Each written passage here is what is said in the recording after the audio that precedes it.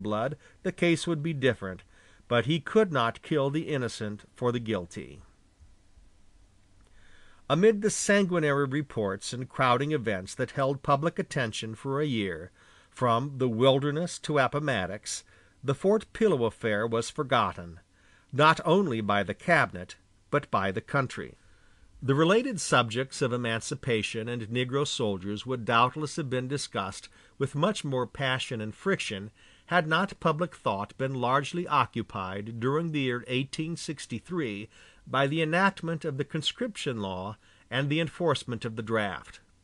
In the hard stress of politics and war during the years 1861 and 1862, the popular enthusiasm with which the free states responded to the President's call to put down the rebellion by force of arms had become measurably exhausted. The heavy military reverses which attended the failure of McClellan's campaign against Richmond, Pope's defeat at the Second Bull Run, McClellan's neglect to follow up the drawn battle of Antietam with energetic operations, the gradual change of early Western victories to a cessation of all effort to open the Mississippi, and the scattering of the Western forces to the spiritless routine of repairing and guarding long railroad lines, all operated together practically to stop volunteering and enlistment by the end of 1862. Thus far the patriotic record was a glorious one. Almost 100,000 3 months' militia had shouldered muskets to redress the fall of Fort Sumter. Over 500,000 3 years' volunteers promptly enlisted to form the first national army under the laws of Congress passed in August, 1861. Nearly 500,000 more volunteers came forward under the tender of the governors of free states and the President's call of July, 1862, to repair the failure of McClellan's Peninsula campaign.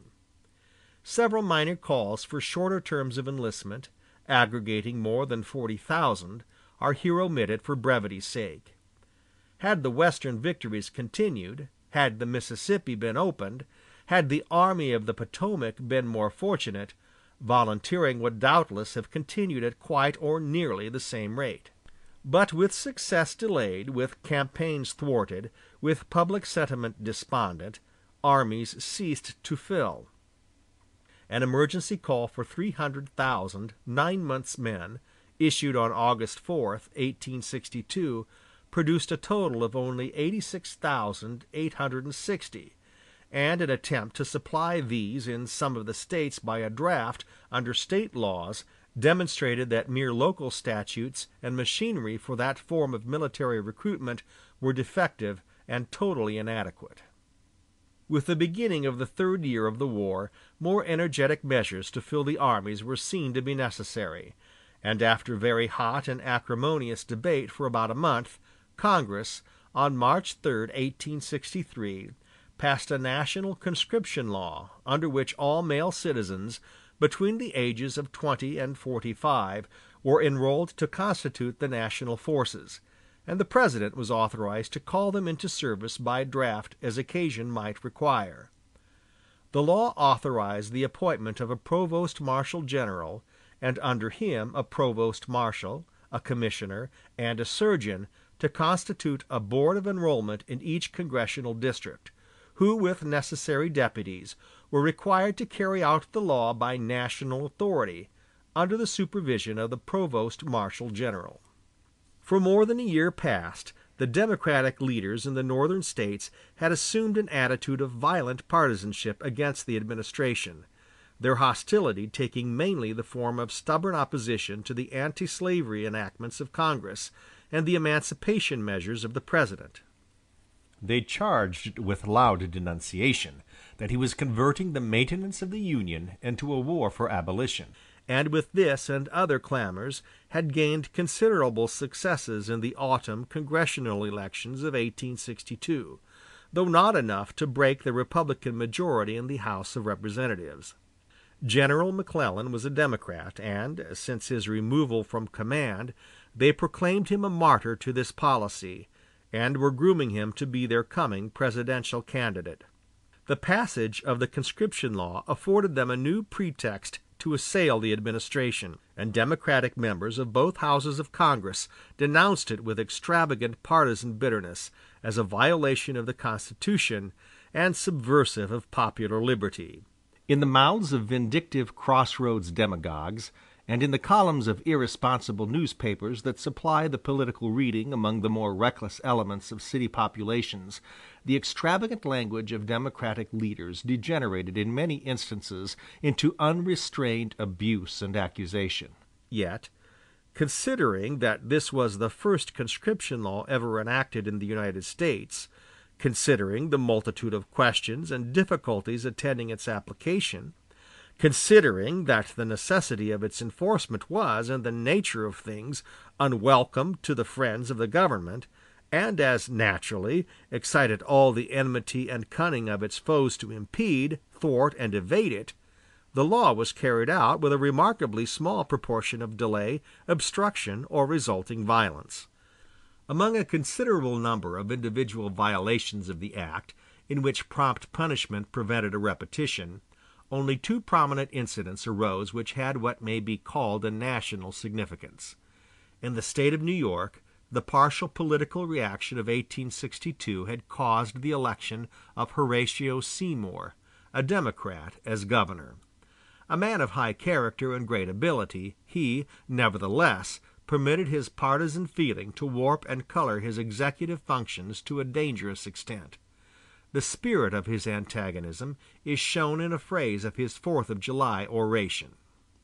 Quote, "The Democratic organization look upon this administration as hostile to their rights and liberties. They look upon their opponents as men who would do them wrong in regard to their most sacred franchises." End of quote. Believing, perhaps honestly, the conscription law to be unconstitutional, he endeavored by protest, argument, and administrative noncompliance to impede its execution on the plea of first demanding a Supreme Court decision as to its legality. To this President Lincoln replied, quote, "I cannot consent to suspend the draft in New York, as you request, because, among other reasons, time is too important. I do not object to abide a decision of the United States Supreme Court, or of the judges thereof, on the constitutionality of the draft law. In fact, I should be willing to facilitate the obtaining of it, but I cannot consent to lose the time while it is being obtained. We are contending with an enemy who, as I understand, drives every able-bodied man he can reach into his ranks, very much as a butcher drives bullocks into a slaughter pen. No time is wasted, no argument is used. This produces an army which will soon turn upon our now victorious soldiers already in the field, if they shall not be sustained by recruits as they should be." End of quote. Notwithstanding Governor Seymour's neglect to give the enrolling officers any cooperation, preparations for the draft went on in New York City without prospect of serious disturbance, except the incendiary language of low newspapers and handbills. But scarcely had the wheel begun to turn, and the drawing commenced on July 13, when a sudden riot broke out. First demolishing the enrolling office, the crowd next attacked an adjoining block of stores, which they plundered and set on fire, refusing to let the firemen put out the flames.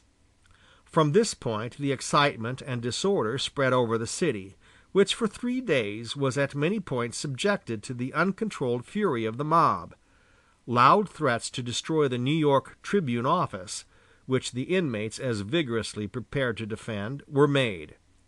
The most savage brutality was wreaked upon colored people. The fine building of the Colored Orphan Asylum, where several hundred children barely found means of escape, was plundered and set on fire. It was notable that foreigners of recent importation were the principal leaders and actors in this lawlessness, in which $2 million worth of property was destroyed, and several hundred persons lost their lives. The disturbance came to an end on the night of the 4th day, when a small detachment of soldiers met a body of rioters, and, firing into them, killed 13 and wounded 18 more. Governor Seymour gave but little help in the disorder, and left a stain on the record of his courage by addressing a portion of the mob as "my friends." the opportune arrival of national troops